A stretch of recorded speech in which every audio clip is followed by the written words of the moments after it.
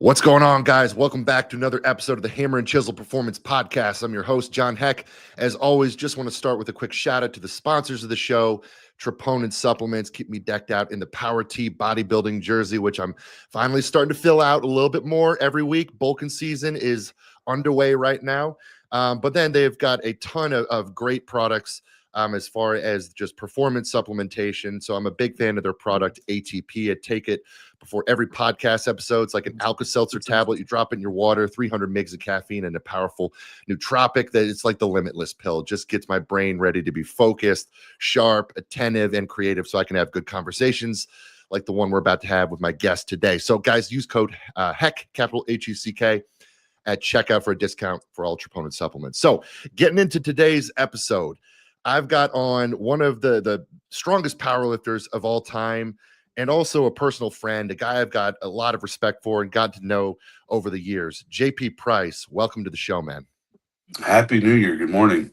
Happy New Year indeed, guys. We're recording this on January 1st. I'm sure it'll be a few weeks by the time you guys are hearing that. So, JP, is your gym going to be just flooded with New Year's resolutioners today? You know, I own a gym that's a bit more niche for some people, or it's Right. looked at that way by the public. And it's just really funny because owning a hardcore gym, I get lots of reports that people see my shirt out in public or at another gym and they'll say, oh, you go there. Yeah. And because they expect everybody to look like you and me, you know? Right. Right.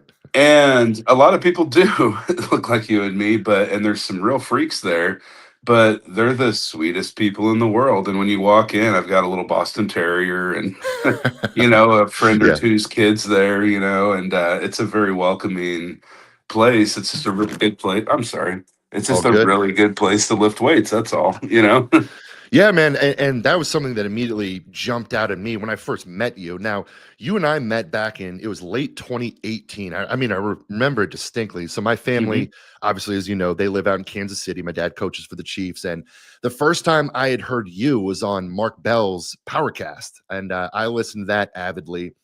And I remember listening to your episode and I'm like, oh, this dude's in Kansas City. And, I was listening to you talk about your training. And at the time, I mean, you were really hitting your peak with just some incredible squat numbers, which I'll share with the audience here in a second. But yeah, I took a trip out to Kansas City, visit the family, and I remember hitting you up and asked if I could come out to the gym and meet up with you guys. And I mean, you guys couldn't have been more welcoming to me. Now I know this is the old location where you're operating at like a general manager capacity before you Right. own the new location. But yeah, just the community you were clearly fostering there with like-minded lifters. It was something that I gravitated towards and really loved. So is that important to you, kind of that community aspect of your gym? Yeah, I mean, community has always been a huge part of my life. I was a really, really involved student, even growing up. So I would play football, I wrestled, I'd be in band, I'd be in student government. And then I continued doing that in college when I played small school football at Benedictine. And because I'm only 5'10", great for squatting, not great for recruiting. Right. And so, I played my football and did all that. And I was always, you know, just training to be good at that sport. and and the way that I grew up, I was always involved in, I gave tours of my campus in college when I was a Yeah. freshman. That was my job. I was an RA for a couple years, but not a lame one, You were the cool RA. I was the cool RA. They'd get like disappointed if they knew I was disappointed if they got in trouble. Yeah. And they specifically make like football captains RAs in some, situations, right? Yeah. And if we're willing to do the job. And then I was Right. on student government. So I was always somebody who grew up building a lot of community and wanting to be in community with people. And so for me, building community is a huge deal. So it's not enough just have a gym and make it cool and make people want to work out there, but you also have to have some soul too. And Absolutely. you have to have a place where people can you know feel like they can be themselves. And like we always talk about, come be weird, be your weird self. And you know people always say, I don't want to make it weird. And we're like, yeah, please do, Yeah, I love that. In strength sports, it fosters a little bit of weirdness. There's Yeah, a lot right. of a lot of us outcasts and weirdos getting into powerlifting, strongman, bodybuilding, all that good stuff. But man, you've got a badass gym in downtown Kansas City. I had the honor of training there for like 2 weeks during COVID when the whole world had shut down. You gave me a home to train there. But man, I mean, you had an incredible powerlifting career. I've got some numbers written down here. So you correct me if I'm wrong on any of this. Sure. 1,003 raw squat with wraps, 960 raw squat in sleeves. And by the way, absolutely buried to depth, which That was one something was that always, that one was really low. yeah, I mean, absolutely sunk that thing rock bottom. 639 bench, 765 deadlift, and then your best all-time total, 2,364 heavy ass pounds. Is all that correct? That's correct. And my total was the same with wraps and sleeves because my bench went up a little bit. Okay, got it. And you were a former all-time world record holder. Was that for the squat or was that for the total? Total. So I had squatted 1,003 and benched 639. Or I'm sorry, benched 611 in a meet called the U.S. Open, and that was in wraps, and that was in April. And then on the other side of the year, I wanted to do my first meet in sleeves because sleeves was just starting to get popular. Right. And nobody was doing it in the heavyweight division, and not a lot of untested lifters were doing sleeves in general at the time. And because the sport was evolving from a lot of single ply to a lot of multi ply to now getting more popular and changing to raw. So it was Yep. like more understandable by everybody, right? So I started in wraps because that's what everybody else was doing. And I just matured in that until I got to 1,003. And then I hammered 1,003. And then I was like, well, let's do a meet in sleeves. So I had no clue how much I could squat in sleeves at all. And so we started our training cycle. And, especially when you're a really big person, like when you do a training cycle, it's really tough to, program on percentages when you squat 1,000 pounds. Yeah. Like it's you can't really do it. I mean, I haven't met anybody that can. So normal For context, percentage, I mean, if you're a 1,000 pound squatter, 75%, it's 750 pounds, right? right? And so So I mean, most that's people can do 75% for like 8 reps. right. Well, 750 for 8 reps is just not going to happen very often, and it can happen, but it's one of those things that you're not going to do that for, 4 sets of 6 or 4 sets of 8 or anything like No, the that. stronger you get, the game changes. The rules Right. do not apply when you're pushing the limits of human potential. So, Right. anyway, go on. So I went from that meet and wraps, and I became the first human to squat 1,000 and bench 600. Right, and now there's 6 of us total. 10 years later, so I did that meet, and then I got ready for my meet and sleeves, and I was gonna do Jesse Burdick and Mark Bell's Reebok record breakers in October, and I didn't know if I'd be able to make it because I was working a different job at the time. It was right before I switched jobs and went into this as a career, right? And so I was getting ready for the meet, and I didn't know if I could make it to the California one. So Quads Like Rob was hosting a meet in Wichita, just a few hours away. And I was like, well, I'll at least do that meet as a tune up. And if it's the only one I get to do, fine. But if I get to do the Reebok one, then I might get to do a little bit better Right. because I have no clue. I never reached a point in my training where my squat had maxed out. And sometimes that just happens. Like we had a few months to get ready. So I took like a month or two off and just did like strongman training. And then I got ready. And as I was getting ready for the meet, we never got to a point where my squat stopped maximizing its potential. Right. And so when we went into the meet, we just figured, okay, well, we'll do the heaviest thing we did in training, which is like 881. And that went good. And so then we went to like 909 or 903, and that went better. And then we went to 925 or so at that meet, and it went great. And then the meet 3 weeks later, that's when I did 960. So that was where I maxed out, my potential, basically in that meet. So at that first meet in Wichita, I got the squat that I didn't know I was going to get, and then I went Right. 3 for 3 in the bench press and went to 628. And that year, that was the highest bench press in a full meet in the world, I think. Yeah. Because there's bench only, and then there's full meet powerlifting, Right. and they're kind of considered different. Absolutely. Um, so anyway, I was able to maximize those things, but at that Wichita meet, when it came time for deadlifts, on the second deadlift, I was able to set the all-time world record total. And I just had not been mentally prepared that I was going to do that day, but it lined up that way and it went kind of perfect. And I think there might have been like just a little bit of us that knew that that could happen. Yeah. But I didn't know it was going to happen. And it was really cool because I did that in Wichita. So one of the funniest things in life is when people give you the, and I'm sure you hear this quite often. I worked out when I was in college or high Of school, and course. then I had kids and I stopped and blah, blah, blah. And, I'm sitting here thinking, okay, well, I set my all time world record with 2 kids under the age of 5. Right. And it was really cool that they got to be there, you know? That is super cool. So then here's the funniest part of the story. So I set the world record, and then 4 hours later, Ray Williams breaks it. Oh, man. And the coolest thing about an all time world record is you only have to do it once, Yeah. And then you're forever an all-time world record holder. Yeah, it would have been worse if like we were in the same meet and he beat me. Yeah. But he was like across the country and did it like hours later. And back then we didn't have open powerlifting like we do now. Yeah. And so we used to have this thing called Powerlifting Watch, which was more like a 1990s website. And somewhere in my phone, I have screenshots from it because the guy messaged me and he said, "Hey, I know you just set this all-time world record and Ray just broke it. And who better to have somebody to break it than Ray Williams, right?" Right.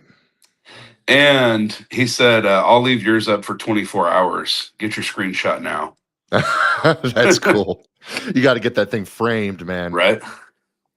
That is cool. And just for context, I mean, for anyone who's not particularly powerlifting savvy, I mean, Ray Williams is one of arguably the greatest squatter of all time, just an incredible lifter. Yeah. And then, like open powerlifting, for those who are unaware, it's basically, an online record board, all the statistics of powerlifting, ranking system, that sort of thing. So, yeah, I mean, pretty damn cool to see your name at the top of that thing. Now, going into that meet, I mean, I know you said you didn't really go into it with expectations of setting an all-time world record. Do you think if you had gone into it that way with that mindset, it might have put sort of a different pressure on the situation and it might have negatively impacted the outcome? Or were you kind of the type that would thrive with that sort of pressure? Well, I only know the answer one way because of what happened, right? Yeah, true. But if I'm going to speculate on it, I would think that the way that it happened for me, I wouldn't change, because it was so organic and so pure and like such a joyful, moment in general, because we didn't expect this to be happening. Right. And I mean, the second closest squatter to me that day was like 660. And so, like warm ups were funny and like the meet was Yeah. funny. But and I didn't intend to do that at a kind of localish meet. I mean, it was judged by the head national referee or international referee from the USPA at the time. And so it was just really, really good standards, and it just set up to be a really good day for me. And I'm glad it happened the way that it did. The meet 3 weeks later, Ray was actually at the meet in California, and that's when I did 960, 639, and then it's like 765, and that was my best total ever. And I missed my last deadlift at lockout at 788 to re-break Ray's record. So the record we Yeah. broke that year was held by Don Reinhout, Oh, yeah. and it Okay. was from like 1978. It hadn't been broken in like 35 years or so. And so Josh Morris broke it barely, and then I broke Josh's. He just asked me to break it by 2.5 kilos or more, so it wasn't cheap. And Yeah. so I broke Josh's, Ray broke mine, and then I went to re-break it and didn't. And so we broke that record 4 times that year. It's crazy when it just a record that stood for decades like that, and then suddenly you got just 3 guys duking it out, just breaking it multiple times, and you just see the new standards created for strength, and then it just kinda pushes the sport forward. Well, it was a trailblazing thing because now, to be completely honest, the reason that record was there to break is because people were not lifting in sleeves. True. So we all of a sudden were like, well, okay, and this record's 35 years old, but this is achievable now. Now we know, now that we've seen me and Josh Morris squat and Ray squat, like this record's in danger now Yeah. because the Yeah. popularity of the sport was moving to sleeves. And we were just kind of trailblazing and didn't really know it. Yeah, and just for some more context for the non-powerlifting savvy audience, I got a bit of a mixed audience here. When we talk about squatting in sleeves, that is the bare minimum of supportive equipment. I mean, we're talking about basically neoprene sleeves on your knees compared to wraps, which, a tight wrap around the knee that does give you a substantial bit Right. of support out of the bottom. So, They say that knee wraps give about 10% if you use them yeah, correctly, yeah, that and sounds about right. there's some more aggressive knee sleeves out there now. So people understand there's basically three generations of knee sleeves. There's like knee sleeves you see in CrossFit, which are like the original reband, 7 millimeter, whatever. And then there's the second generation knee sleeve, which is what happened when like SBD started creating knee sleeves and Mark Bell Right. and so once they moved into a secondary knee sleeve, then that was like strong sleeves and all that. And then now the third generation of knee sleeves are these new stiff ones, and they're a lot different. And that's not what we were using back then. I haven't even put on a pair of these new knee sleeves yet. Do you do you think that this kind of muddies the water with, I mean, powerlifting to me, it should be such a straightforward thing. It's a squat, it's a Yeah. bench, it's a deadlift. But the waters get so muddied with the different federations, 24-hour weigh in, 2 hour weigh in, walked out squat, non-walked out, the advancements in knee sleeves and knee wraps and all this stuff. And obviously some meets and federations have different standards of judging. Mhm. Uh, does that bother you? Do you when you look at the sport of powerlifting right now, how would you kind of evaluate the sport, the trajectory it's taken? Good Any question. qualms with that? Yeah, I fucking hate it. I figured you would. Let's hear it. So, um, I have always hated that powerlifting was a sport where it's not regulated at a really high level like Olympic sports are. And it's not an Olympic sport, and it's never going to be an Olympic sport. And so there's this like side of powerlifting that's the drug tested side, then there's the untested side, and then some of them mix, right? Yeah, And some people, not that lifters do both, but some, meet directors and federations do both. yeah, So the frustrating thing for me is since I've been in the sport, I've tried to attach myself, to federations and companies that I think are doing the right thing to move the sport forward.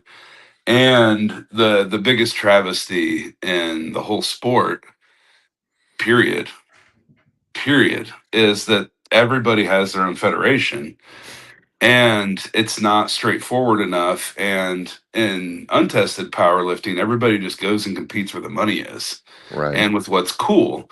And the problem is there's nothing that's been cool enough to stick around for like more than 4 or 5 years at a time. Yeah, So, for example, I hosted three total pro meets with some other people, and those ended up being three of the top 10 pound for pound, record for record, lifter for lifter meets of all time. And that was pretty cool to see because I had no ideas when we were doing it. I didn't even know that until 6, 7 years later. 6, 7. Um, shit. I've got a 10 and a 13-year-old in the other room. I'm sorry. So I didn't even know that until way later. But anyway, the death of this sport and the reason this sport has so many trials and tribulations and so much drama and so much back and forth and so many weird things and categories, and it's also spread out. And the reason we have things like open powerlifting is so we can all have one unified right. thing.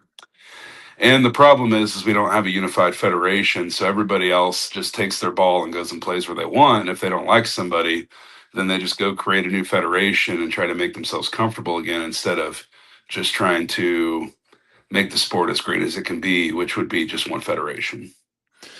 Yeah, I couldn't agree more. It just, I you mean, you've see seen it all. in Strongman when there was one federation, there was no, big national, like Yeah, drama back and forth. But Now there's two federations, mostly. And the worst thing is that it's so spread out and that you don't get the best people on the same stage at the same time because of everybody's opinions and allegiances. And that makes the sport less pure. Who does and I don't know if there's really an answer to this, but who is this on? Like who would it fall on to unify the sport? Who is to blame for allowing this to happen? Is it federations? Is it the lifters? Who The could remedy culture. this? The It's the culture. culture is the problem. And it's full of people that lack discipline. It's full of people that lack humility. And because of those things, like if you ask me where I want to compete where the most people are, the best people are, the most competition, the most money, the most legit, the most strict. But not everybody's into that. That's why you see world records getting broken all over the world in very unstrict conditions. And Yeah. like for example, I'm now ranked like the 15th of all time, and Devontae at my gym is ranked fourth. And in those top 15 totals, there's a truckload of shitty squats that I don't believe in. And, it's like I don't even look at my wrapped numbers anymore, rankings, because they're just so bastardized by shit standards and people who just frankly don't have enough fortitude to compete somewhere where it's challenging, where good people are. Yeah, it bothers me too because I'm a fan of the sport of powerlifting. I started off competing in it. I was never a major competitor, but my first love in the iron game was powerlifting, Yeah. and I fell in love with lifting through powerlifting and Right. watching guys like you and the Mark Bells and all that. So when I see these all-time world records being broken in these random no-name federations I'd never heard of, you watch the footage, the squat is high, the deadlift's not locked out, the bench is not paused, Hmm. and they're getting all white lights, and then suddenly their name is jumping up on the record boards. It just it's hard to remain a fan when it's like Right. that. And That's why it's a like, lot of people move on from the sport. yeah. That's why it's a temporary thing for a lot of people. And I see these shitty squats being passed. I'm like, who should I really be mad at? Should I be mad at the judge? Should I be mad at the lifter because the lifter made the conscious decision to compete at this low standard federation? Hmm. I don't want to throw people under the bus and name names, but there's some prominent strong guys. I'm like, why don't you compete in the USPA? Why don't you compete in the prominent federations? And I don't even know if is the USPA still in your eyes a reputable federation? Well, I left the USPA. So, the USPA, in my opinion, had a lot of things really right because they had the most popular federation that had tested and untested. But again, I think the problem in our sport is that it's so not mainstream, it's so niche Yeah, that there's nobody involved that just has so much power or money that they can dictate what happens. right. And in most sports, there's somebody so high up that you can't really mess with them, you Yeah, know? And so when it comes to that, it's tough because we just don't have any, real leadership or unity as far as like what the path forward is because there's nobody powerful enough to prescribe it. yeah, yeah. No, I think And it's every time somebody does, somebody argues with them, and not everybody's on the same page, and nobody can agree in a line, and so we all just go our separate ways. yeah. No, I think it's a correct and fair assessment. Would you say that? Do you think there are, with all that said, do you think there are more strong people in the sport than ever? Like, is the sport in general stronger than ever, or are the numbers just higher than ever because of these bastardized standards? Yeah, I think that it's a little bit of both. I think typically on the untested side, it gets further and further away from, you know, things that are good. And then people come in and make that better, like Colton Engelbrecht, who's like the best lifter in the world right now. Yeah, Um, he he came in and he did things on the untested level in a monolift that were really good looking, you yeah, know, and he made that legit again. And it's just frustrating for a lifter like me or like Colton to see other people do it and be like, well, we showed you how to do it. We showed you how to not have haters. We right. showed we showed you how to, make it so that people wouldn't argue and talk shit on your posts all the time. and you're not doing that as a choice. Yeah. Not getting on the same page is a choice. And I'm at the point now where I have felt like we have so little effect on the community in a grand scheme of things that I've internalized all that and like tried to just do a good job in my community. Yeah. I'm very not interested in the national community anymore, or the worldwide community anymore, because I just don't think that there's any sphere of influence that we can have over it. Right. So I'm more interested in what happens on the local level. I would rather host a Special Olympics meet or a local meet with 30 people in it than to ever deal with 35 of the best lifters in the world again. No, I absolutely, that resonates with me. So let's talk about you. Let's talk about your community. I want to touch on a little bit of the gym ownership side of things because I'm just personally curious as somebody who's played around with the possible idea of one day Yeah, owning a gym. And then I want to talk about your own training and the things that you were doing to reach the levels that you did in the sport of powerlifting, and also some of the crazy strength feats that you achieved in strongman, although it's not something you really competed in at right. significantly. But let's start with your early years, man. How did you get into the sport? I know you started off as an athlete. You were an athletic guy, and I know we were talking off the air that really helped carry over into powerlifting for you. So let's talk about your early days getting into Right. lifting.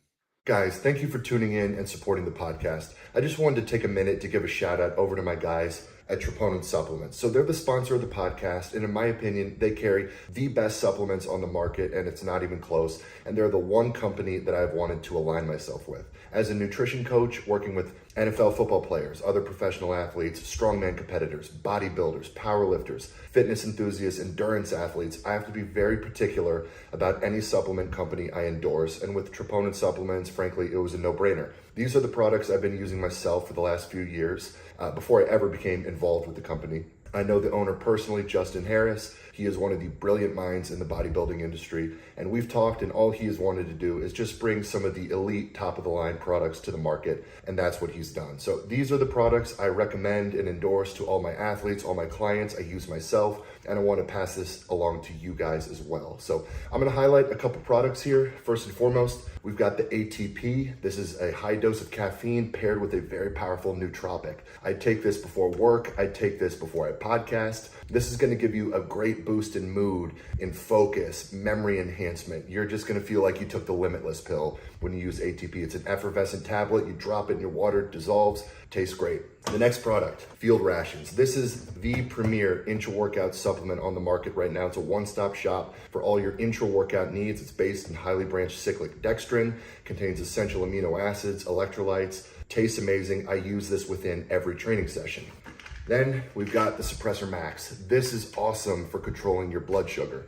It's got a high dose of berberine, but then has complementary ingredients that are going to keep the berberine bioavailable and stay in your system longer. This is the best blood sugar product on the market. If you're bulking, if you're eating a ton of food, if you're using a cheat meal, this is a great product for you. And then finally, I love this one. I've always had sleep issues. Hit the Rack. This is one of the best sleep products I've ever tried. I use it about 30 minutes before bed most nights, and this has been the one supplement that has actually helped me fall asleep and stay asleep. And then of course, we got the Troponin T logo bodybuilding jersey and the hat. We've got great apparel on the site.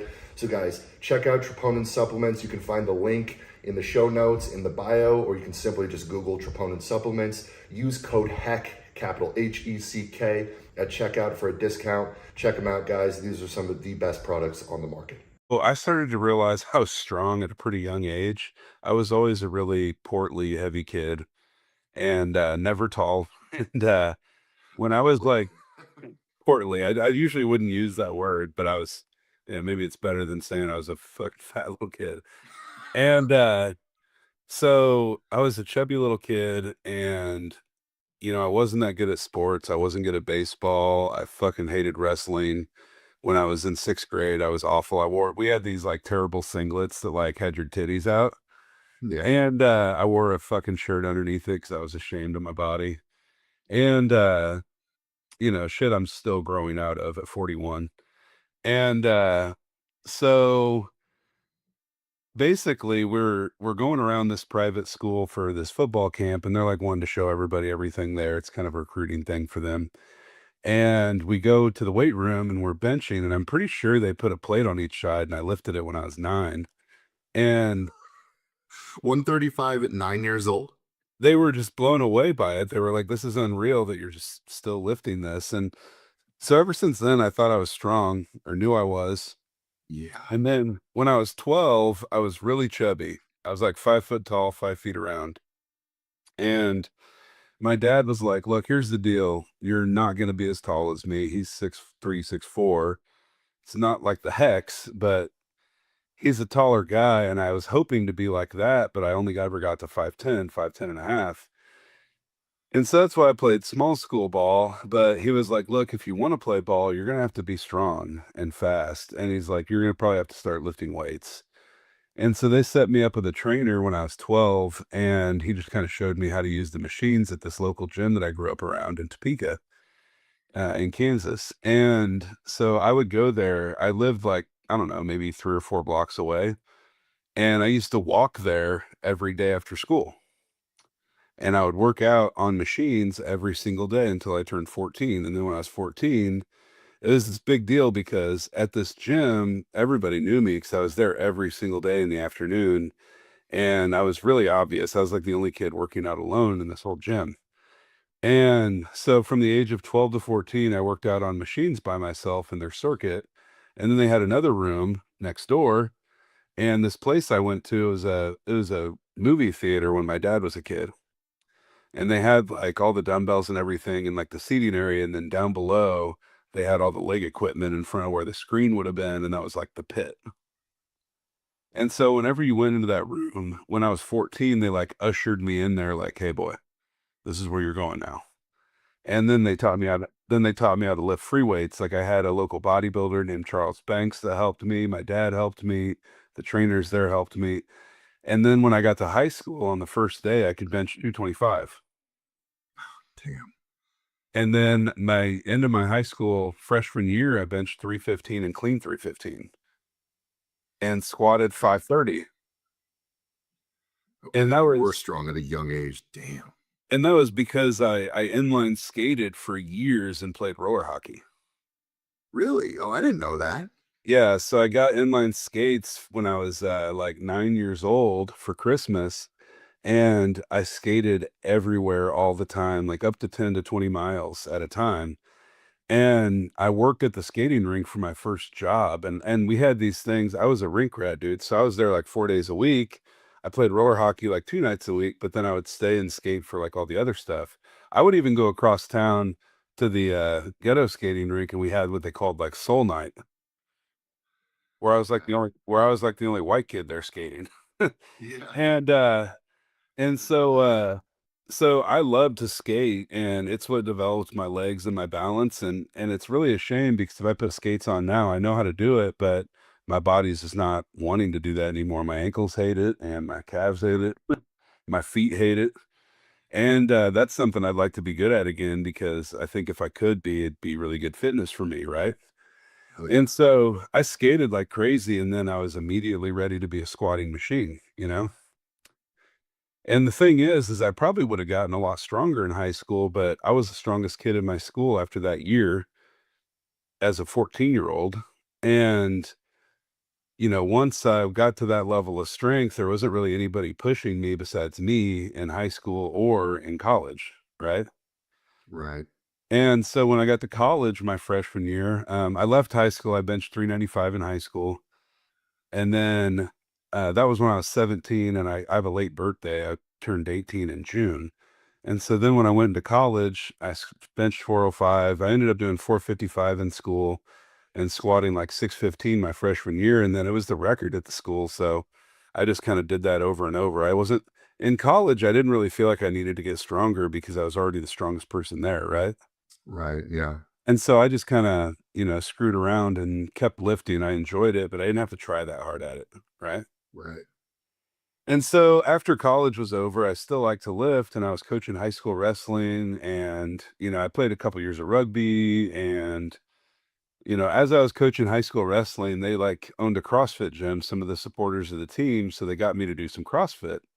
And I mean, I was very, very silly doing CrossFit. I was 330 pounds. I'm about 330, 340 right now.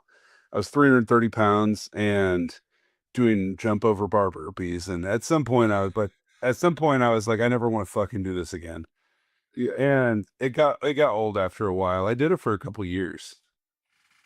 And the guys that own the CrossFit gym were just like, yeah, you're the strongest CrossFitter in the world, but you're terrible at CrossFit. And I was only doing it because it was like part of the wrestling team. So like I had friends there and they had good community. And I'm still friends with the people there. I think I still have the Grace record, which is like clean and jerk 30 times, 135. And at the time I could just like reverse curl it. So Right.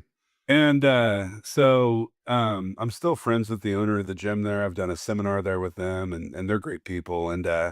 But they encouraged me to try to find something that I was good at, that I liked because I had an extraordinary skill set that I wasn't really aware of, The gift of And strength. Yeah.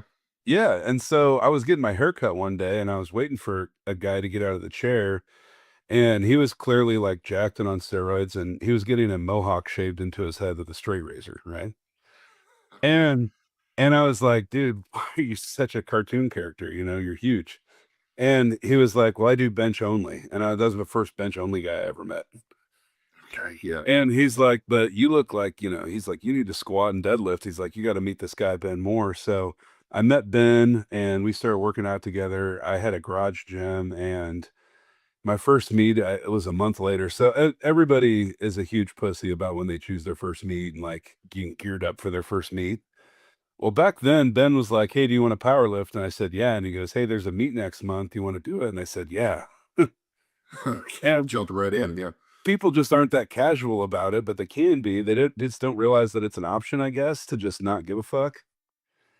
Yeah, people are always they they get into powerlifting, they're training it, but they're so hesitant to compete, right? I'm not strong enough yet. I need to train for 2 years or whatever. It's like, no, dude, just go compete, get in the community. You know what I mean? I actually did my first strongman meet before I did my first powerlifting meet officially. Oh, really? Yeah, and so I had been doing only body weight training. You know who Ross Enamit is? I know that name. Yeah. Ross Training. Oh, yeah, yeah, yeah. Okay. Ross Training, he used to sell books and they were like he made them, like they were hole punched and they had a spiral in them, Yeah, yeah, yeah. And he had these books that were like never gymless or, just functional shit. He trains boxers. Right. And so I was doing only body weight workouts, like, Pavel Tsatsouline. Uh-huh, of course. So I was reading a lot of like Naked Warrior and like Russian kettlebell training. And so I worked out with a philosophy professor from my college. I was a philosophy and theology major. And we worked out every day. He had 7 kids that were homeschooled because it was a Catholic school. And so he and I worked out every morning at like 4:30 in the morning because then he would teach his kids school before he went to go teach college.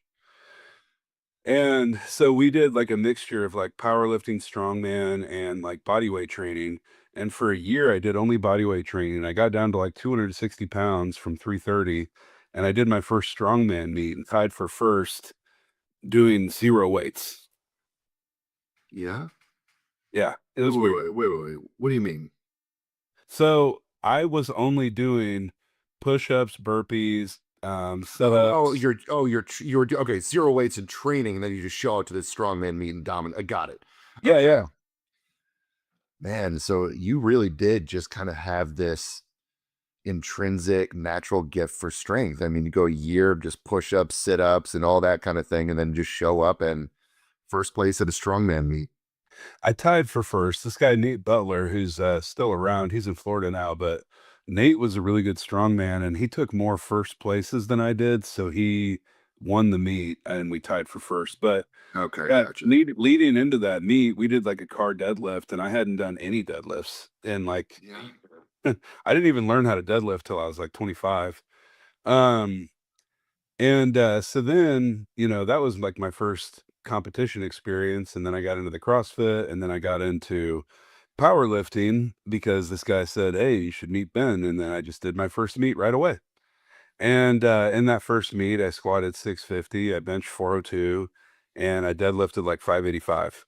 And in that federation, it was their world record. It was a drug tested federation, and I had got my first drug test. And that was the ADFPF, who's barely around anymore, but I think they still exist. ATWR, yeah, if I'm unfamiliar with them. It was in Columbia, Missouri. It was a small meet. But then after that experience, I was really hooked on it. And then I just started, like, my next meet, I squatted 750. I blew up. And then I couldn't fit the weight on my bar anymore in my house gym. Because I just have. because I just didn't have the right shit. I didn't even know about the equipment at the time, Right. And so then I got involved in a gym and I lifted there for 7 or 8 years and set the world record. And then I was like unhappy in my job. I was working in sales and I was unhappy in my job and getting anxiety over the being in sales. And so then I decided, like, hey, I've got a world record in this. I'm really enjoying this. I built a community. There's people that are interested in this. There's money available, but nobody's built anything. Right. And so I was like, I'm not comfortable owning the business yet. And then I started working for the gym, and ultimately, without going into anything that happened between me and the other gym owners, ultimately, if you're going to try to do something that's your dream, and John, because you've gone out and had a big year of like doing things on your own, Yeah. people always ask, what's it take to like start a gym, or what's it take to do this, or what's it take to do that? And there's some people out there that are generally really brave and not scared, right? But I was scared to death to do this on my own. I was scared to own a business. I was scared to, fail. And Yeah. ultimately, the people I worked for disrespected me at such a high level that it gave me the courage to try to start a gym with my co-owner, Ethan. And I had met Ethan trying to hire him to be a coach as an Olympic lifter because he won the American Open a couple times and he's one of the best Olympic lifters ever out of our city. And we really wanted to create a gym that was like where we would want to train for the sports that we got really good at, and because we didn't have any of that, we were just trying to make shit work. And if my gym had any equipment that was for my sport, it was because I raised the money for it with my team. Right. And our whole team had ownership over that. And so I took kind of ownership of the stewardship of that because I've always kind of been involved in leadership in anything I've been in. And not because I wanted to, it's because that's kind of what happens. Like if you get put into a room with 10 people and you're sorted to figure things out, then there's going to be somebody that's, the puzzle person or this person or that. You know what I mean? There's always, everybody has their So strengths. the natural hierarchy always kind of falls into place. Yeah. Right. Right. And, like a dog park. Right. Yeah. And Exactly. I typically end up, in kind of leadership roles, and I'm fine with that, but I don't necessarily want those roles. But if they happen over time and if it's something I believe in, then I'm down with that role. And I felt like it was the natural progression of things, and maybe not everybody felt that way, but I did. And so Ethan and I went into gym ownership, and I kept on competing, and then eventually competing wasn't there for me anymore with back injuries. And, so now I'm more of a gym owner and coach and meet director, whereas I used to be more of an athlete, right? Right. Got it. Well, before we get into just, how your training ultimately evolved when you really, really hit your stride and you're at that elite level, just talking a little bit about that gym ownership. When I left football and I was making the decision to go out on my own, start my own business, my initial thought that I was kicking around was, I think in a couple years, I'd like to open a facility and own a gym. But man, same as you, I think I would be pretty terrified to embark on that path because when you start to look at what's required, there's a lot, right? And there are a lot of areas where things can go wrong. You can fail, you can lose a lot of money. Right. Statistically, I'm sure, I don't know the numbers, but I would imagine most gyms ultimately don't succeed, right? So in your career now of gym ownership, what are the things that you kind of love the most about it? And then what are, in your opinion, the hardest aspects of it? Sure, sure. I love the community. I love the people. I love the consistency. I love to be around people that I want to be around. I'm not a big believer in, what's happening around me nationally or worldwide. Right. And I don't really feel like I've had any representation in our leadership in my life, maybe. Yeah. And so what that's led me to do is like drive inward. And so I'm more um concerned with what happens right around me than what happens in general. Does that make sense? Yeah.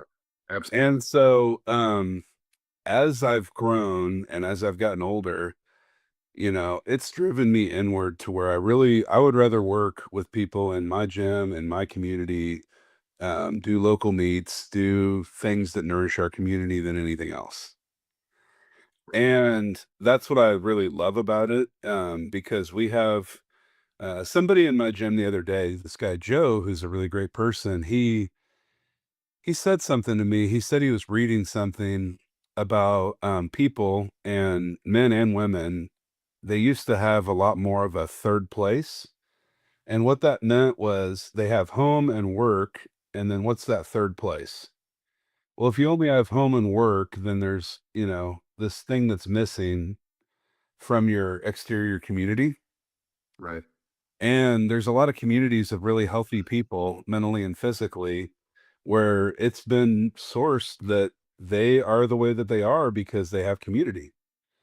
Like, for example, the centurions in the Korean communities, one of the reasons they live to be over 100 years old at such a high rate is because they're required to have dinner with people that aren't in their family weekly.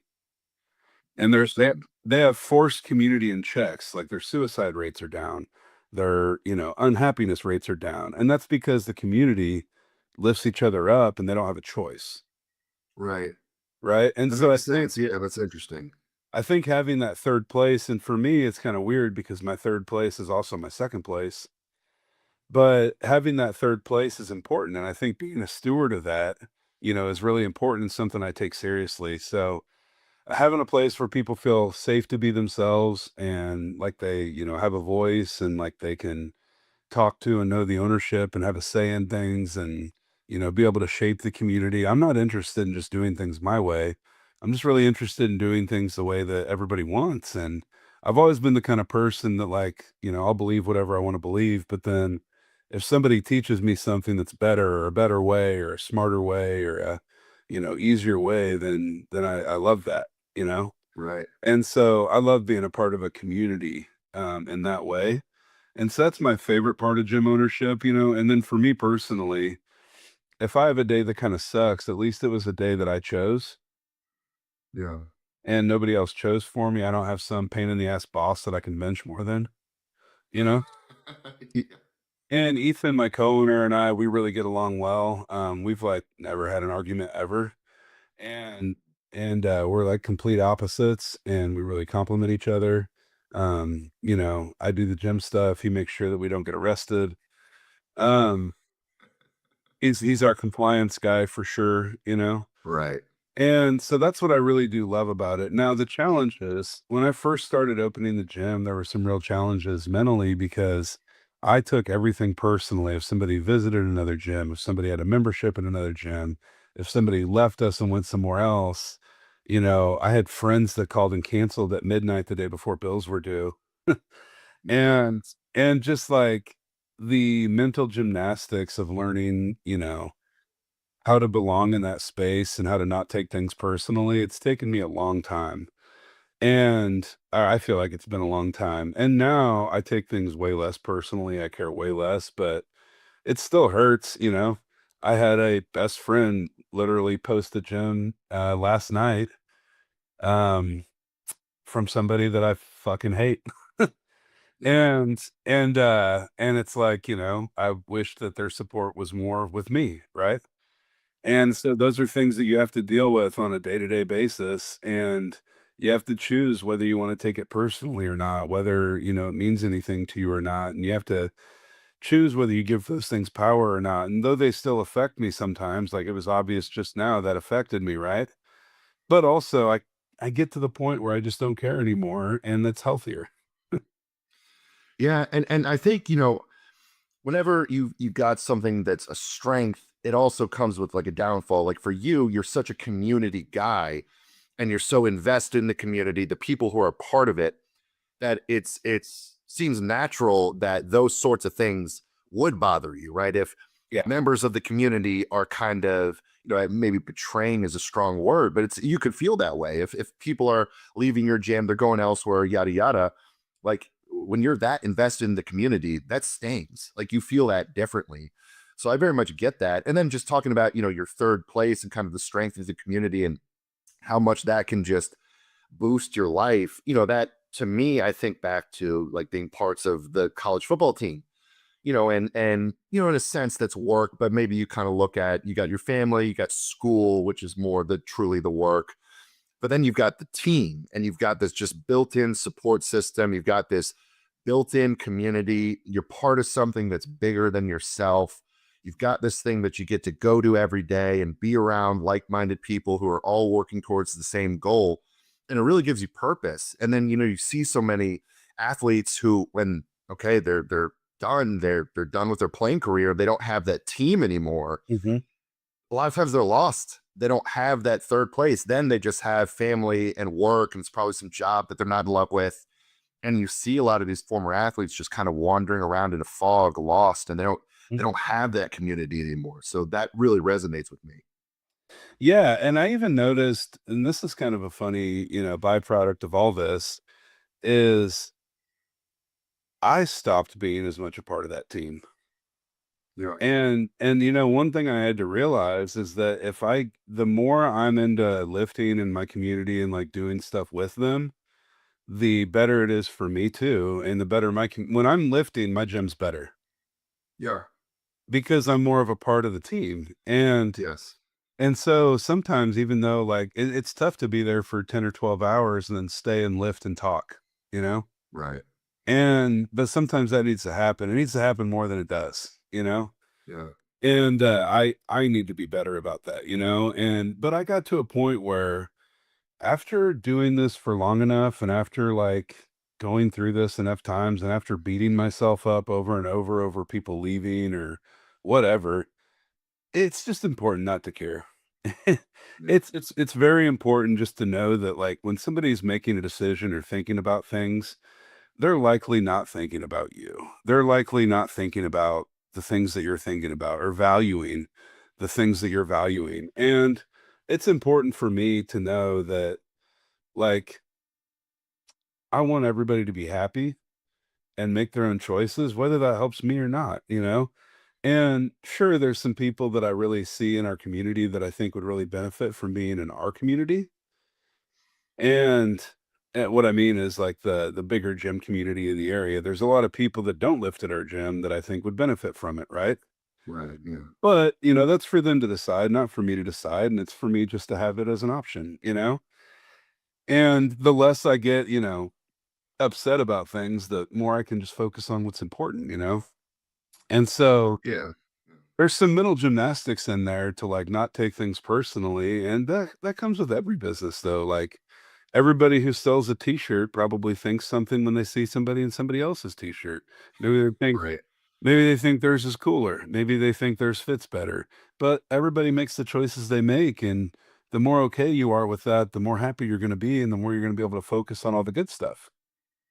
Yeah. And, over time, you realize that the thing that you are in love with is not necessarily the thing that the people around you are in love with, right? Like your gym is your baby, your community, that is your baby. And all the members don't necessarily see it that way, right? To them, many of them, it's the place I go work out. Like for me, as a strength coach, I had to make the realization that my athletes in a football setting, these are not necessarily people who love to train, right? Yeah. These are people who are football players. And I got into strength and conditioning with this love of training and lifting. And it was disappointing when a lot of these guys just were not invested in it themselves. But then over time, you realize like training is my baby. It's not theirs. They are football players. They're required to train with us. So you start to kind of gain that wisdom. And then it doesn't bother you as much when the talented athlete is not has invested in squatting and power cleans, or we on the strength staff are, you know. Right. Okay, well, the last question just kind of on gym ownership, and this is kind of a, you know, I know it's context dependent, every situation's different, but if someone approached you and they were toying with the idea of opening a gym, they're kind of on the fence about it, would you advise typically that person like, dude, go for it, take the risk, open the gym, or would you be a little bit more cautious and say you might want to reconsider that? Well, I think that everybody's got a different kind of response to that because it depends on what kind of gym you're talking about, right? Like there's some gyms that, cost millions to start, Yeah. and we started ours with like 50 grand and 30 grand in equipment. Yeah. And that was stuff that I just collected over the years. So in my opinion, I always tell people, I'm like, hey, you should go for whatever your dream is, but you should also make it, so that there's not so much anxiety with your dream. And so, for example, if somebody wants to open a gym or even just start a training business, because let's be honest, there's way more people that are outfitted to start a training business than to open a gym. Yeah. True. And I always thought to myself, well, if all this fails and goes away, we can sell all the equipment, we have no real debt in this gym, and I could just coach people from my apartment and be happy. Yeah. Yeah. I mean, that's the honest to God part of it is like I could just not I could not own the gym and everything would be fine. I mean, I don't think anybody really realizes that I make far more money coaching than I do in the gym. Yeah. No, that now that I've been on the coaching side of things and not a gym owner, that is not surprising to me at all. Well, if you think about it, like when you're coaching, you sell a commodity that costs nothing. Um, Yeah. and when you're except your time. And then when you're owning the gym, I mean everything is brick and mortar and everything depreciates. Right. Yeah. So as a So coach, you don't have, you don't have overhead costs. You don't have to worry about the paying for the physical location and maintenance and all that stuff. So like for me, doing primarily, remote nutrition coaching, it's great. I right. have zero costs on my end. Exactly. And so it's far more lucrative. Now, if the gym can exist and make money and we don't have to put that much into it and we make money while we sleep, well, that's different. Then that's a moneymaker, right? Right. Well, most gyms are money makers. Yeah. And Yeah. so ours is really consistent and it's been fine and we've been stable for 6.5 years. But again, like we don't really have, that next level that we've gone to where we're like making money on it. And and so has it been successful? Has it been fine? Yes. But has it been something that like maintains my family? Absolutely fucking not. and Yeah. and so it's a part of it. I wouldn't be able to do what I'm doing without it right now. And it does help maintain my family, and I am thankful for it, but I don't think our members even realize that it's mostly 90% a labor of love. Yeah. It's a No, vehicle to do the other things that I'm doing, but I'm not when our gym members are paying us, like I am not even spending that money on groceries typically, you know? right. Um, It's no, that's I think not I think surprising. I think people look at that and they say, "Oh, 300 members at $72 a month. Well, that equals this amount of money." Well, that's also the amount of the fucking bills too, babe. Yeah. So we do make Yeah. money. We do make money on the gym. It is for profit. But it's not like at a level where it's like I can stop coaching. I still coach 25 to 30 athletes a month. Yeah. Yeah. And that's been, that's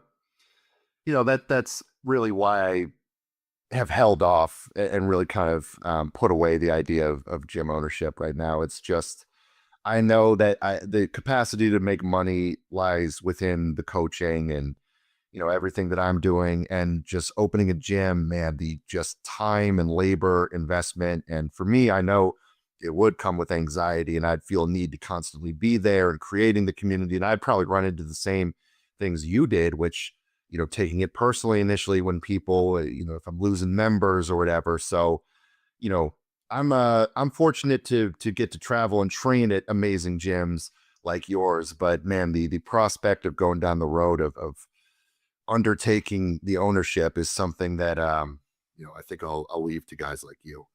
Um, Well, what I always say to people is I'm like, look, if you're going to start a coaching business, if you're going to try to open a gym, super. I think you should do that. And I've talked to a lot of people about opening gyms, and some of them have done it, yeah, And I want to uplift anybody that wants to try to live their dream, and I don't want to ever, yuck someone's yum as far as like what they're trying to get into. And so I'll always be optimistic about that for them, but initially, I think it's really important in this space to not have to rely on the income. yeah, And so yeah, everybody that I've told or counseled on this, or they've asked me about this, I've said, hey, do not have your income rely on this, and then maybe it won't be so stressful. yeah. Also, because if you're not successful in something else in life, what the fuck makes you think you can do it here? Yeah, that's a great point. So That's a really good point. maybe become successful with less risks and then start taking risks that aren't so scary, you know? And that's, in my opinion, that helps. It helps to be popular. It helps to be a member of your community that people know. A lot of really good things start in people's garages. A lot of good things start in people's home gyms. And, I think there's other ways to build community that aren't, having some big scary brick and mortar. Yeah. No, I think that's great advice. I think I'm going to clip that as well. I think that's a really strong advice, and that really resonates with me. Yeah, if you haven't had success in some other realm of life or business, what the hell makes you think that you're suddenly going to achieve that success just opening up this gym and undertaking that financial responsibility? So I think that's Right. great advice. All right, well, let's segue into training a little bit here, and then we'll get you out of here. But I mean, you're one of the strongest men of all time, so I'd be remiss if I didn't pick your brain on some programming and what that training looked like. So when you were at your strongest, when you're squatting in the 900s, you're benching in the sixes. What did your training look like? And correct me if I'm wrong. If I recall, you were a conjugate guy. So that is wrong, but Oh fuck. I've dabbled, you know. Yeah. Okay. And I don't think there's one way to skin a cat. I think there's a lot of different ways to train, and I think that there's a lot of division in training, and there just really doesn't have to be because most people are pretty right, you know. Yeah. And when I grew up, we were using a shitload of bro science. And but here's the thing: you're a very science based guy, and you're very into like how these things work and like understanding the mathematics of the body, right? Absolutely. Yep. And I am not that person. And so I'm very, very much more artistic and abstract in the way that I think. Yeah. And so for me, I am not into the math of it. That's why I still have tits. Um, because if I was into the math of it, then I would have abs, right, John? Yeah, I suppose so. It had those macros and that calorie intake dialed in. But yeah, I your artistic side resonates with me, and I do know and appreciate that about you. So yeah, So curious to hear what that looked like. I'm a little different. And so when I was at my best, when I was training, so for a while I just kind of did whatever my training partners would do. If you ever remembered, Brandon Lilly had the cube method, and so the way I actually cut my teeth on getting to know how to train was I was in a Facebook group. I don't have Facebook anymore, but I was in a Facebook group for a couple years, and I was just so annoyed with people's lack of comprehension of the topic that I would answer questions, and I would answer them way faster than Brandon ever would, right? Yeah. And so I became his moderator, and there was a few of us that were moderators that understood the material, right? Right. And so I like went out and competed in a meet that Brandon hosted, and we became friends, and I helped kind of moderate his cube method. Well, there were other people that were a part of that, and then there was some other coaches that created their own shit. Like there was Brian Carroll and John Bird were doing this thing on their own, and so John Bird coached me for a little while, And then Mike Greeno helped coach me. I've had Josh Bryant wrote a bench cycle for me while I was, injured and could only bench. And so I've had a lot of different coaches in different ways. And I did not do much of what they told me to do. So I respect your honesty. Yeah. everybody that I ever worked with will tell you the exact same thing. I bet they will tell you that I'm very easy to coach, but I don't do half of what they write. And you've coached me, so you probably understand the same thing. Like, I am very easy to get results from. When I'm heading in one direction, I head that way pretty hard. For context, guys, we had a stint where I was doing some nutrition coaching for JP, and you're right, you were very easy to coach, and we did get some results. But whether it was 100% adherence, Well, and we'll talk about that in a second, probably. But so every coach I had, I did what they said on the main lift. But you got to understand, I was out of shape. I mean, I was so big. I was 375 to 400 pounds in this period, yeah, And when I did my best competing, I was like 360 to 400 pounds. And I, for all intents and purposes, wasn't that healthy, right? Maybe healthier than most people that were that size, but I would do my main lift and it took so long and we bullshitted so much that that would take hours, right? yeah, And so I would do my main lift, and as long as, I was getting stronger, I would just fucking leave, you know? And yeah, and I like to do accessories like maybe when I wasn't like in prep or whatever, but I was kind of known as a guy who would come in and do the main lift and then just walk out, right? Well, yeah. as long as it worked, nobody cared. Yeah, the results were speaking for themselves, man. I can't argue with that. So I was just really good about not ever getting too greedy in my lifting. Yeah, And I mean, I didn't fail a squat for like 10 years. And it's because I wasn't greedy. I didn't have that high of an ego. You have to have some, but I was able to do what I was told on the main lifts and be successful.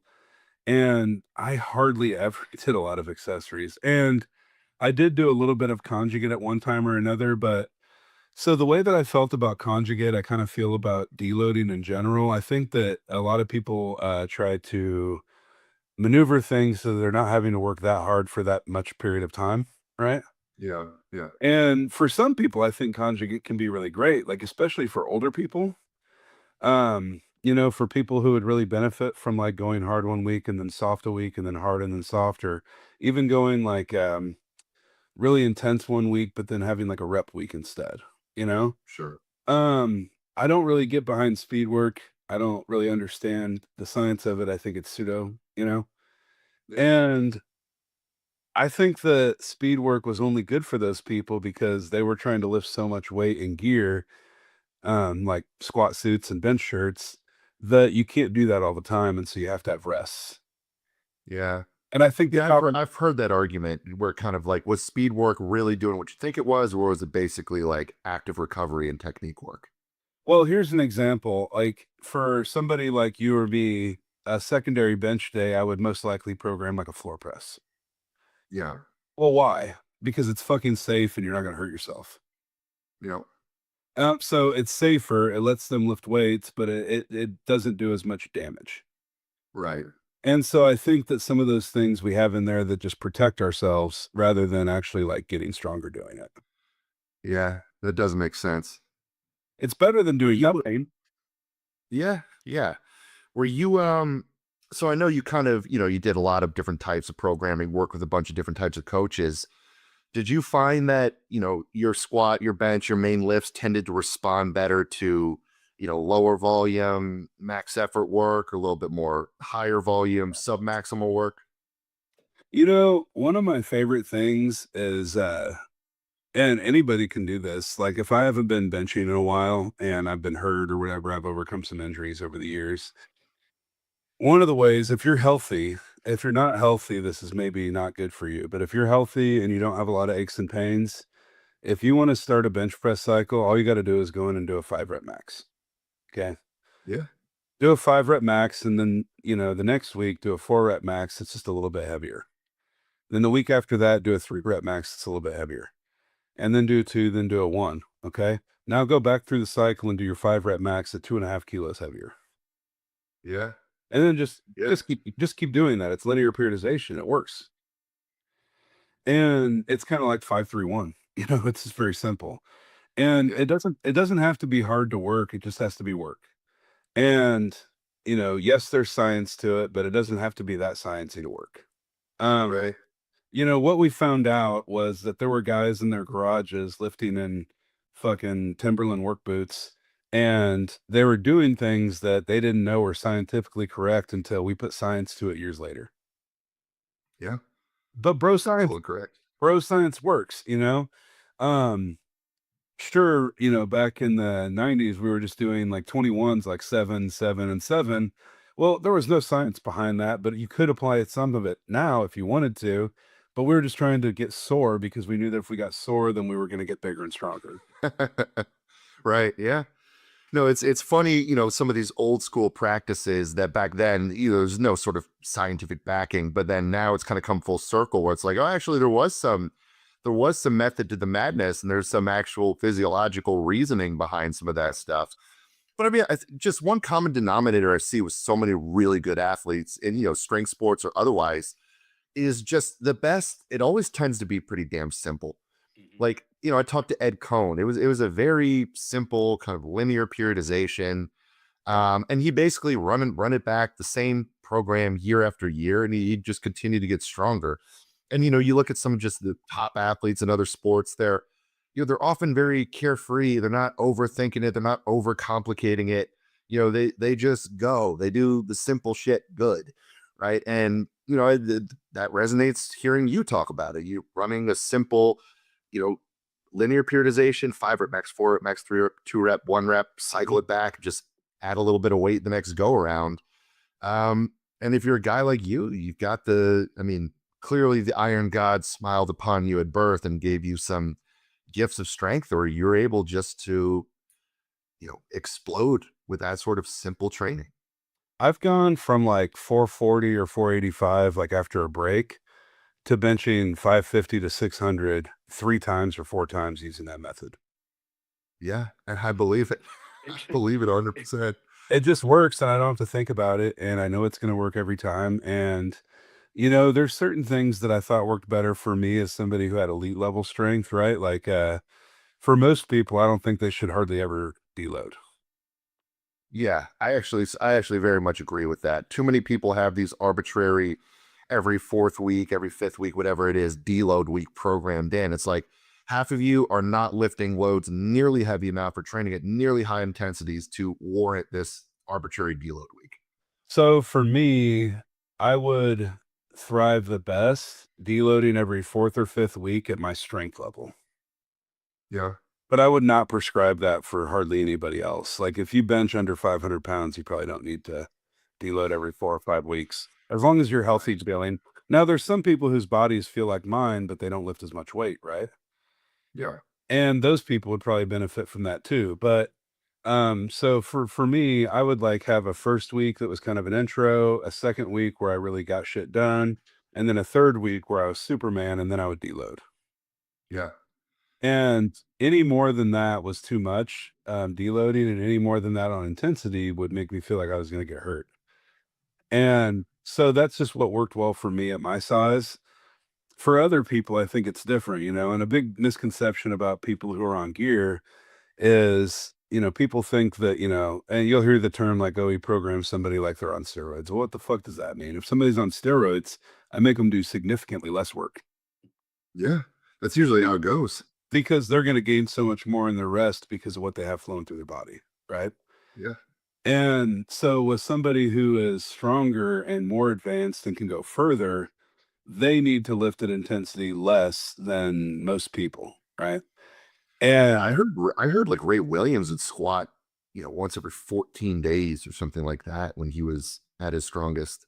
probably, and he has a really, smart science-based coach that probably has applied a lot of science to him over the years of getting to know him, right? And like the Lillibridges were really good about doing this. You know, not as many people know the Lillibridges now, but they were gods when I got into it, right? Oh yeah. And so they would go every other week heavy. And I don't even know if they ever called it conjugate. They just called it the Lillibridge method. But it was because Eric was so fucking strong and everybody in their crew was so strong that they didn't have to lift heavy every week. Yeah. Yeah. They couldn't lift heavy every week.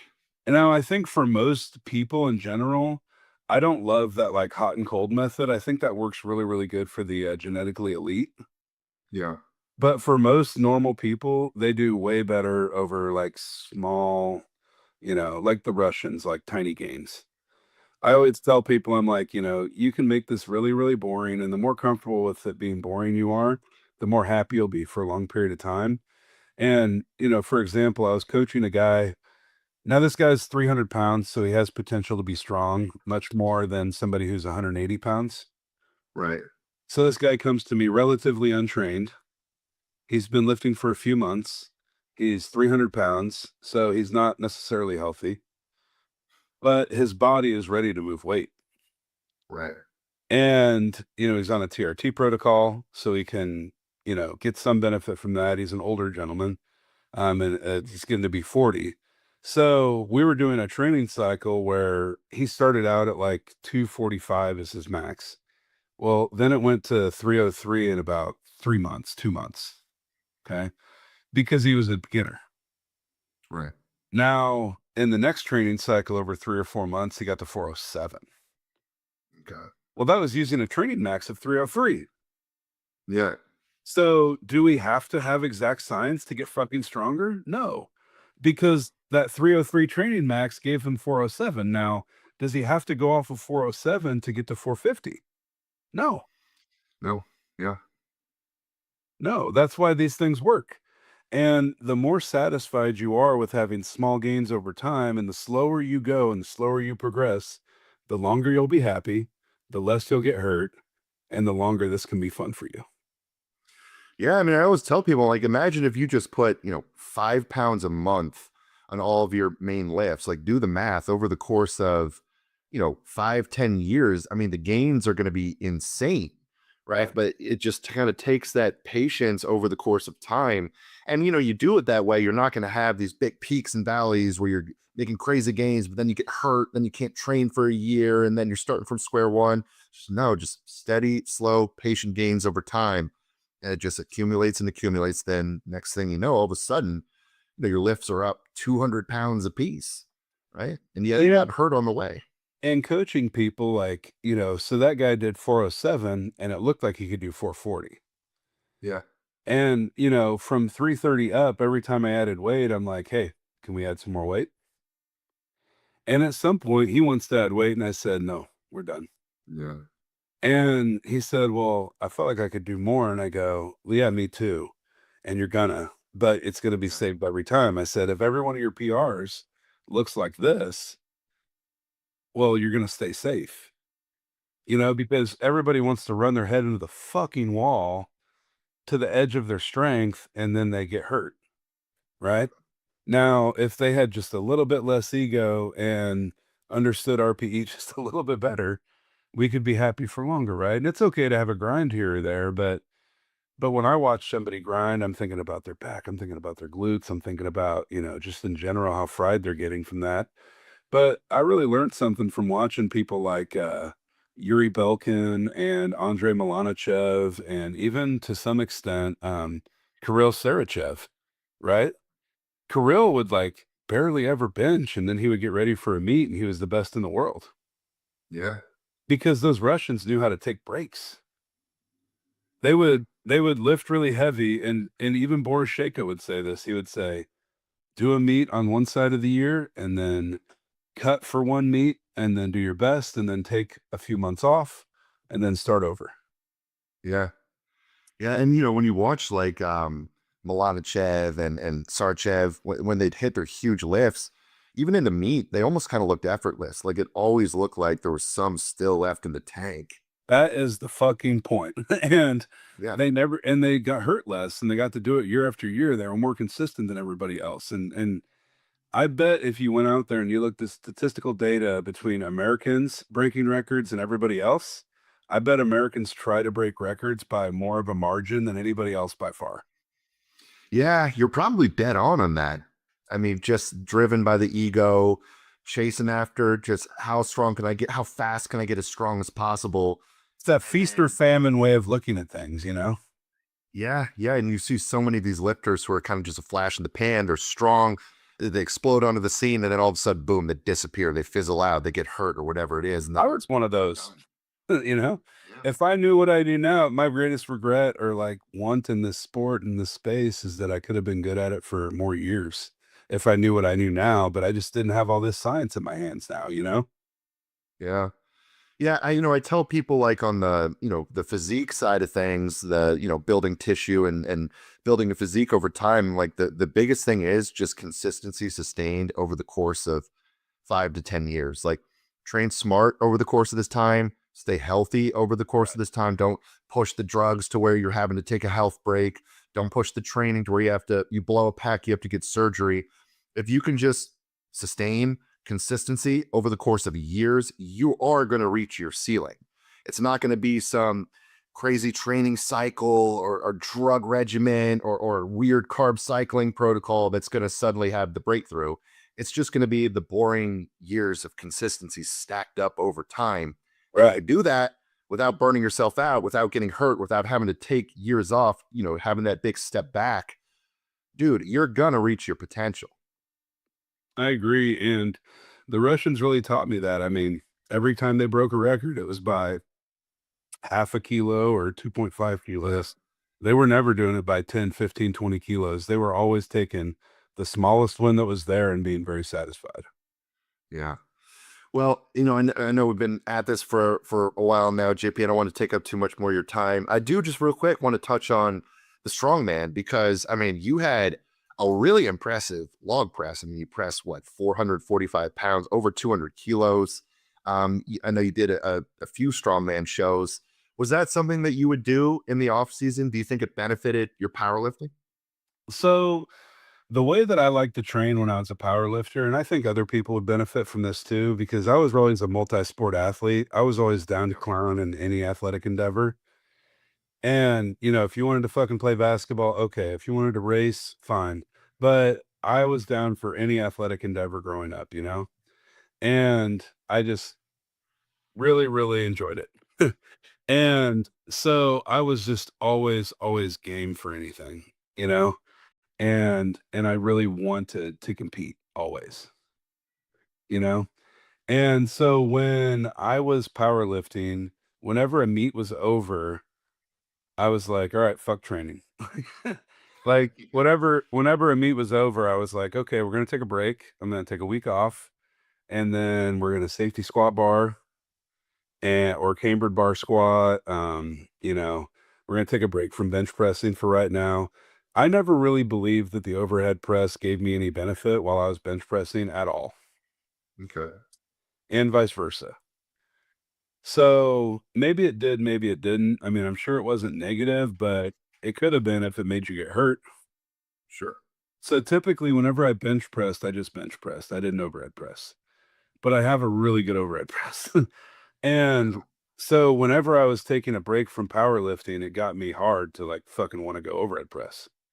Yeah. And so that was like kind of the reward for being a good boy was like getting to overhead press for a few months. So what would happen, John, and I don't, this is probably pretty weird, but what would happen is I would bench 600 in a meet, and then I would get done with the meet and I would go into strongman training just for fun. And I try to do a show. And I only probably did like 4 strongman shows ever. And when I got hurt and I hurt my back and I couldn't really lift anymore the way that I was actually scheduled to go do a show to try to get my pro card in Minnesota. And it was all static events. Oh man, you would have So got that card too. in strongman, it was all about the events. Like there's people that were pros that suck, but it's because they found the right event, right? Yeah. And I was trying to find the right event for me because if it was all stones and loading, I would have been just fucking terrible. Right. But I found one that was like overhead press, car deadlift. Like the only moving event was like dragging a chain. And I was like, oh, I'm going to fuck this event up. And so I was getting ready for that event. And at the time, Robert Oberst held the American record at 465. And he held it for a while until Rob Carney broke it. And then now, who holds it now? It's The American log. That's Lucas Hatton. yeah, Right now, I believe and he's a then nutrition client of mine. and then the world record holder now is like he's at like what 512. The one that the Venus. Yeah. Is it? It's not. Is it Iron BB who has the I think it's world Iron log? right? I think it is. Yeah. And So guys, if I'm wrong on that, don't roast me in the comments. sorry, I'm not a pro strongman. I'm a promoter. I run one strongman meet a year. It's this one, KC Strongest. And but anyway, so back in that time in the landscape, Robert Oberst was the guy at 465 and the Zadrunas was at 501, 507. Yeah. And so I would like get done powerlifting and I get back into log and I can't tell you that I've ever hit less than 365, you know? Yeah. Yeah. And so I would like start with 365 and then I would do like a 3 rep max, a 2 rep max, a 1 rep max week. And I would just do my little weeks. I never got coached in strongman really. And so I would just kind of do whatever I wanted. And then within like 4 to 6 weeks, I would usually get to 400, 420, 440. And then I got into 445 and I was like feeling pretty good. I did 400 in a meet. I won Oklahoma Strongest Man one year and I got this sword that sits next to my desk. And so I did 400 at that meet on a really weird log.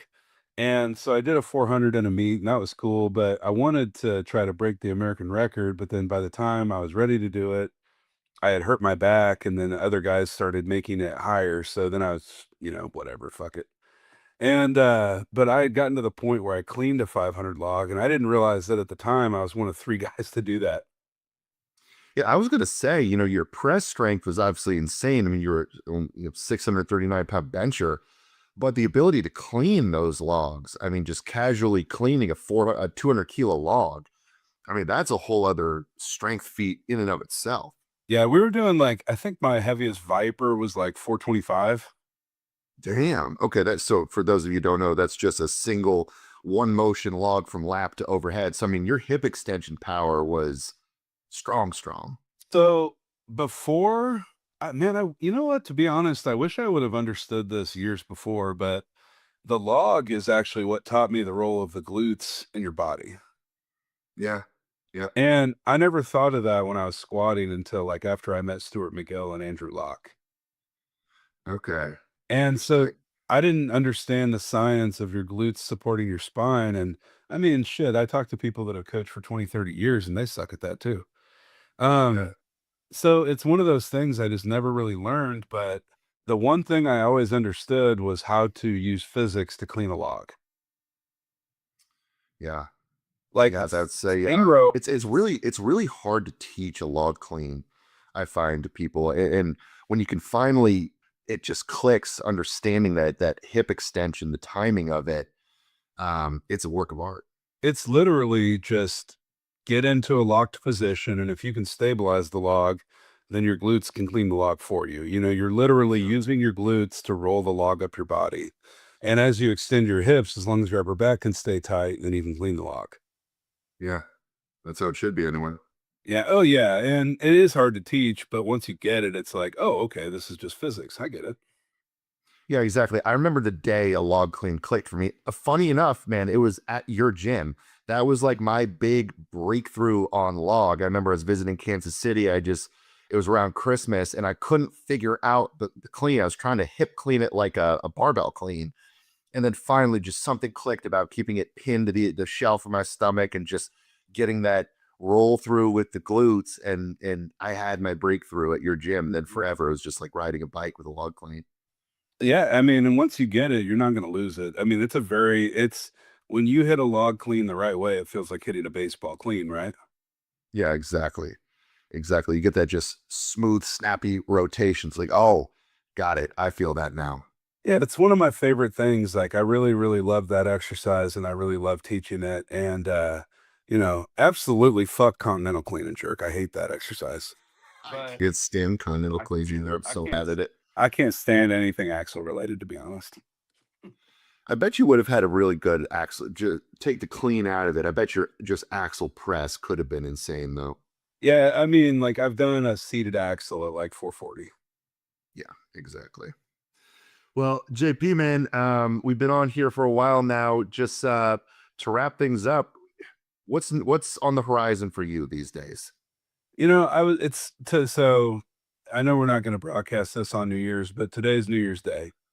Yeah. And I was talking to my kids. They did resolutions with their mom yesterday, and they talked about what they wanted to do with their selves based on, school and sports and taking care of themselves and being better men.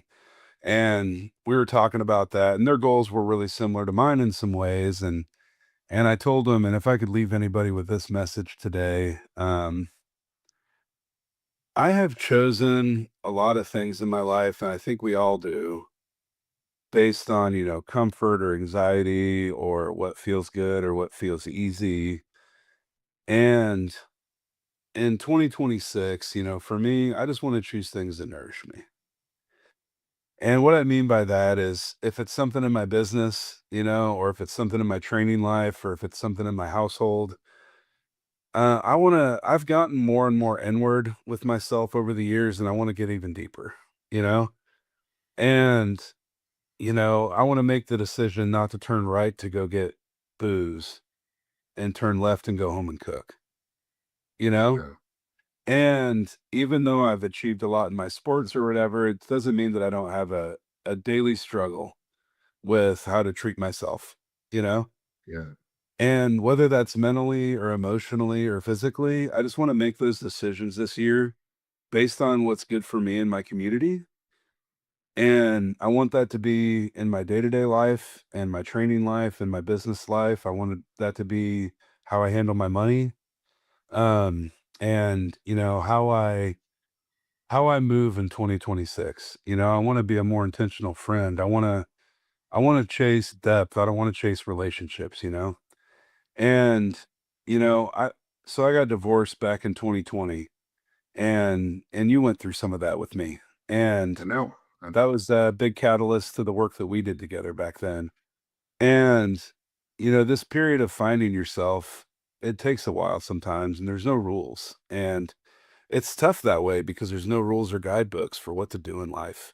And there's tons of them. There, if you believe in it, there's the Bible, there's all kinds of ways to live your life, but we're all just doing our best. And there's just no way to ever know that you're doing the right thing? And so as I make my decisions and as I go forward this year, I just want to make those decisions to be good for me and to be good for my kids and my community. And I want to choose to nourish myself, whether it's physically. I've had a very, very hard time on the back end of being an elite athlete. Yeah. And, the biggest enemy of being an elite athlete is you have these great genetics, but what happens when your body starts to fucking break down, man? Yeah. How do you treat yourself? If you get to the point where you haven't worked out enough that you can no longer like sprint or jump, okay, well, how do you get back there? Okay, it was way easier to squat 1,000 pounds than it is for me to go take a jog right now. Yeah. Yeah. And I don't want that to be the case because I used to be a great athlete. And, I'm not ashamed of it right now, but I am fed up with myself, you know? And typically that's the catalyst for doing something good for yourself is to be so fucking disgusted with yourself or fed up that you're like, okay, I'm gonna stop being hard on myself about this. I'm gonna start doing something about it, and I'm gonna treat myself gently, but also be accountable. Hell yeah, man. I absolutely fucking love to hear that. And I think that's such good wisdom. And I think, yeah, man, nourish yourself, like take care of yourself and your community, your family, everyone around you is only going to benefit from that. When you're at your best, when you're at your best for you, you're going to be a better father. You're going to be a better friend. You're going to be better to all your gym members. The high tide raises all ships, man. So, you've been a good friend and just, I've always looked up to you as a leader. I've always had a lot of respect for what you've accomplished and the community you've built. And man, I know, I mean, I was there with you in 2020 when the world was shutting down and you were going through everything you were going through in your personal life. And yeah, I mean, I've gone through my shit too. And I've had times where I've had to look inward and nourish myself. Cause I mean, being a former athlete, kind of losing your identity when football's over. And then, I had a severe nerve injury when I was hitting my stride in strongman, and that was off the table for me. And then making decisions to leave football, like, and all that really resonates with me. So, You remember, to, you remember as a coach, I don't want to get off of here before I say this because this is good about you. Um, do you remember the probably best coaching conversation you ever had with me in July of 2020? was it the perfect day talk? Yeah. Yeah. Yeah. Yeah, I knew you were gonna say that. So, but it's funny. And that's when I did my very best. Right. So there is this period, and I'm going to butcher this because it was such a time of, unknown for me in the world. We were going through COVID at the time and trying to run a business. And, whenever I talk about all the shit that you get passionate about, it makes me tear up. And so John was, being my nutrition coach at the time, and he was helping me, and he had been in Kansas City, and your brother was in Kansas City, and he was getting drafted. And, I booked a barber for him to come cut his hair so he could be on ESPN. And Oh shit, I remember. and so we're in this, thing, and I'm basically doing what I've always done, which is getting results, but having like yo-yo effects because I wasn't disciplined enough to stay the course. And in powerlifting, I always got away with that because I was so genetically gifted that I didn't have to work that hard at it. But with eating, I couldn't get away with anything. Right. Yeah, So John, one time, and it was probably hard for you to hold me so accountable because you kind of looked up to me at the time. yeah, absolutely. Because this is really early in your career. You had just got done playing college football. And so I was I was waffling and I wasn't doing what you told me to do. And every nutrition coach feels this way about every athlete they coach pretty much. And you're like, JP, one, what the fuck is your problem? Essentially. Two, you're a great athlete. Like, why do you expect so little of yourself? Yeah, And you were like, you should be fucking perfect. The fact that you can't be perfect for one day or one week is a bit disgusting, right? And you didn't say it like that, but you said it in a way where I was like, oh man, this guy just got the balls to tell me what the fuck is up. And you said there's no reason you can't be perfect. And so I shared that with my Instagrams following at the time. And I was like, hey, look, John just held me accountable and said, you got to be fucking perfect. And, okay, let's try. Let's have a perfect day. And then one perfect day turned into two perfect days, turned into a week. And, I would know which days weren't perfect and which days were perfect. And, it was one of those things where it was like, well, every day doesn't have to be perfect, but this thought that none of them can be is kind of silly. And so that was one of the best things that ever happened to me in nutrition was that period. And of course, I fucking haven't been anywhere near perfect since then. Um, but I've always had that with me that it's possible and that we can do it for periods. And, I've reintroduced that to myself over and over, but that was when I achieved the most. And maybe that was also a little bit toxic to try to be perfect all the time for me, but maybe it got me comfortable being closer to it, you know? yeah, absolutely. And I think my intent at the time was just for you to feel the fact that you were capable of it, that the Well, perfect pissed you off, perfection. but I was capable and wasn't doing it.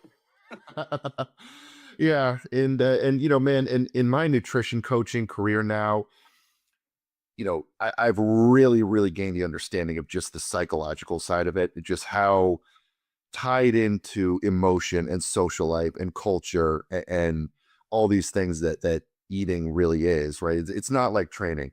It's an all day thing. When we get stressed, when we get depressed, it affects eating in some way, whether you're the guy that binge eats or whether you're the guy that just can't eat anything. And certain ethnicities, like the cultural aspect of the family meals and the cuisine, like you can't always just tell the person, oh, you can't eat this or you got to eat that. And but I always strive to show people what they can be capable of.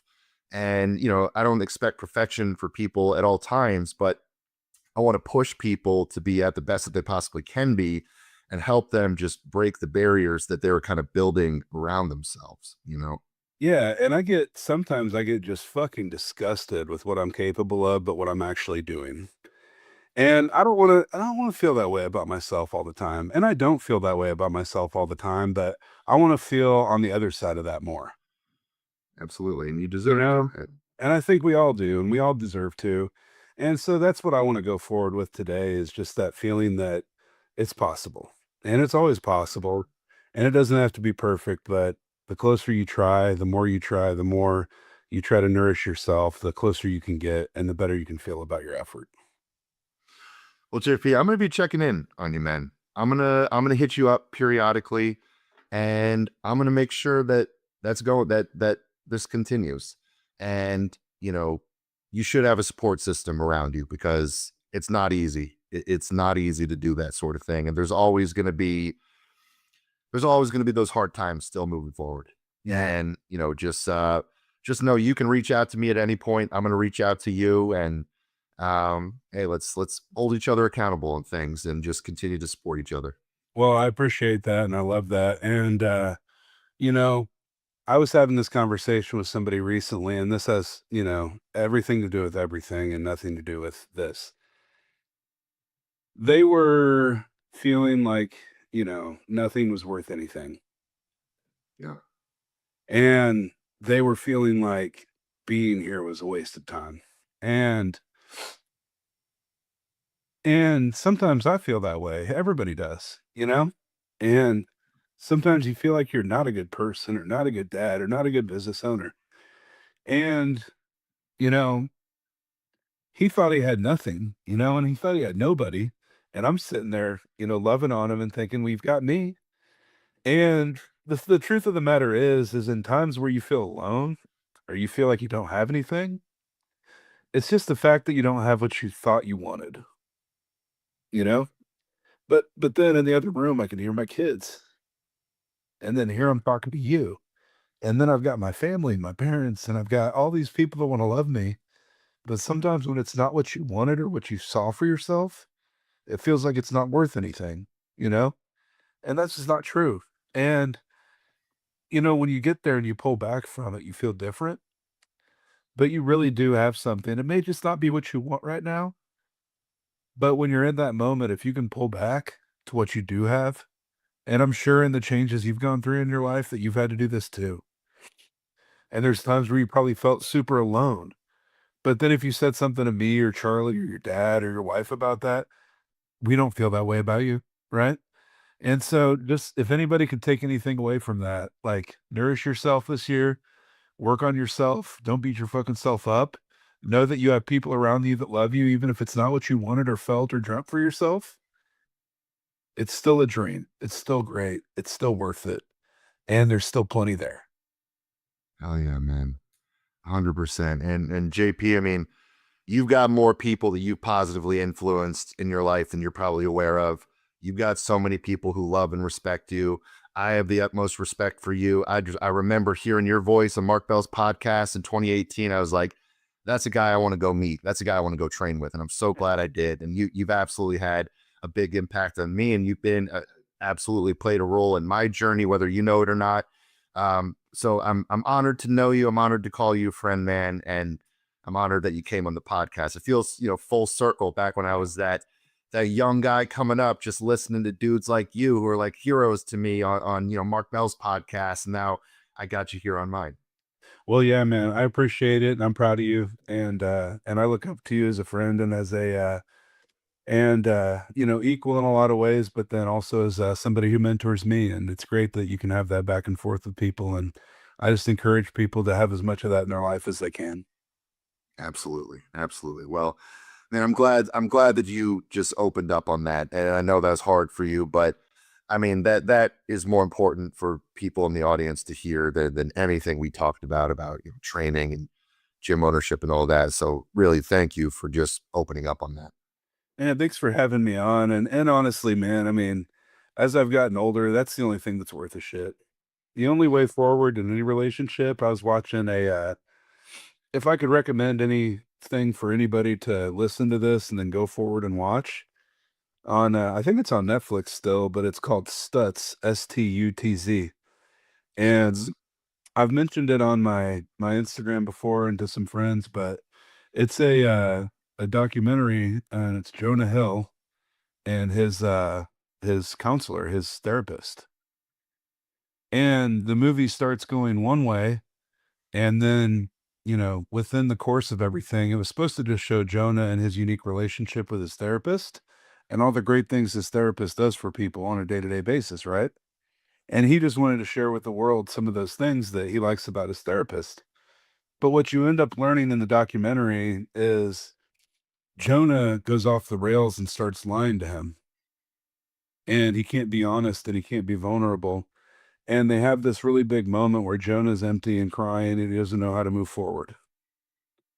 And his therapist, Phil Stutz, who's a really amazing follow on Instagram too, he's got Parkinson's and he writes these little notes to teach people things, and they're real shaky. And he gives them these little cards, and he shows these cards on his Instagram account. I think it's Phil Stutz Official, Stutz.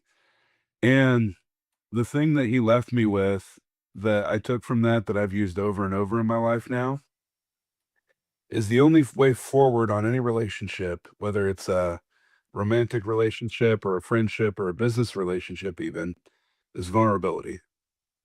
Yeah. And if you don't get vulnerable with anybody, you can't move forward with them. And the more vulnerable you are in your relationships, the more you can move forward. So the more you share how you feel and work through it with your partner or your friends, the more you can galvanize that relationship. And so the only way forward is vulnerability. So if I wasn't vulnerable to you, John, I'd be a shit friend, you know? And that shit makes us closer. And the reason we have closeness, even though we haven't talked regularly for, a year or two, is because we've been vulnerable with each other. And so be vulnerable with your friends and your family, because that's the only way forward with anybody. And if you don't have that, then you're not going to go anywhere. Absolutely. Absolutely. No, it's words of wisdom, man. And I'm gonna go watch that documentary myself. I've seen the title. I hadn't seen it yet, but I think I'll watch that with my wife here this weekend. It's a good one. I recommend it. John, thanks for having me on, man. And I appreciate it. And thanks for letting me talk about it. And maybe I'll use that as a springboard for me to walk the walk. Hell yeah, JP. Well, like I said, I'm gonna hit you up and I'm gonna be checking in with you periodically. But thanks so much for coming on the podcast, man. You're a good friend and a great man. And where can people find you at? JP lifts _ SBC on Instagram is pretty much the only spot. And, anybody that ever wants to come lift at the gym, I love that. So we're in Kansas City, just about 10 minutes from downtown. And we're right by, everybody knows where IKEA is in Kansas City. We're right by there. Guys, if you're ever in Kansas City, go check out Strong Barbell Club. It is a phenomenal gym, a phenomenal community owned by a great man. So, JP, thanks so much for coming on, man. And guys, we will catch you on the next episode of the Hammer and Chisel Performance Podcast. We'll see you guys later.